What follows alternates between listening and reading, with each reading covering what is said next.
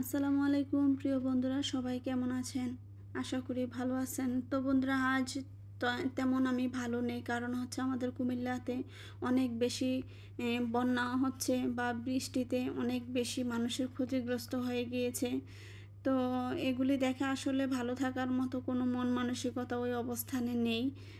তো যে যেখানে আছেন, আশা করি যার যার এলাকাতে বা যে যেখানে আছেন দূর দূরান্ত থেকে বন্যায় ক্ষতিগ্রস্ত যারা হয়েছে তাদের পাশে আশা করি সবাই এসে সাহায্যের হাত বাড়িয়ে দিবেন।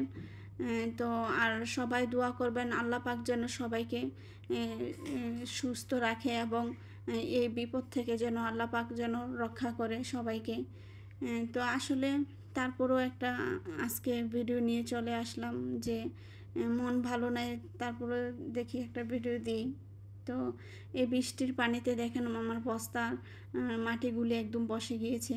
তো আমি গতকালকে কিছু পুঁইশাক গাছ ছাদ থেকে কেটে নিয়েছিলাম রান্না করার জন্য। তো ওগুলা রান্না করার পরে দেখা গিয়েছে এখানে হচ্ছে পুঁইশাকের যে ডালাগুলি ছিল, তো ওগুলি আবার নিয়ে আসছি। তো এই বস্তাগুলির মধ্যে যে আগাছাগুলি হয়ে আছে ওগুলি আমি আবার একটা খুন্তির সাহায্যে সবগুলি উঠিয়ে তারপর যে মাটিটা এটা আবার কুচিয়ে দিচ্ছি, কারণ হচ্ছে এই মাটিটা শক্ত হয়ে থাকলে গাছের ফলন ভালো হবে না বা গাছ বৃদ্ধি পাবে না, অক্সিজেন পাবে না। যার কারণে মাটিটা যত খুঁচিয়ে দেওয়া যায় ততই ভালো, বা গাছের শক্তি বা গাছ অক্সিজেন গ্রহণ করতে পারে।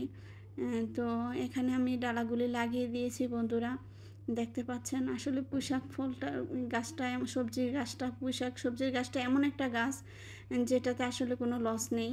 তো এভাবে আপনারা বস্তাতে বা টবে বা যে যেখানে পারেন এই গাছটা লাগাবেন। আসলে পুঁইশাক খুবই হেলদি, আর এভাবে লাগালে কোনো এটাতে লস নাই। এটা ডালা থেকেই বৃদ্ধি হয়। আপনারা চাইলে বীজ থেকে করতে পারেন সংগ্রহ, গাছ না হয় এভাবে ডালা থেকে করবেন।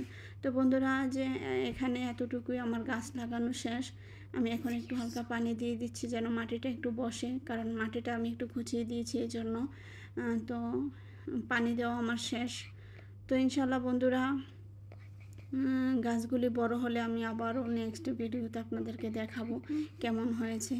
তো ইনশাল্লাহ বন্ধুরা, সবাই আমার জন্য দোয়া করবেন এবং যারা বন্যা ক্ষতিগ্রস্ত হয়ে আছে তাদের জন্য অবশ্যই সবাই দোয়া করবেন। আল্লাহ যেন সবাইকে হেফাজতে রাখে।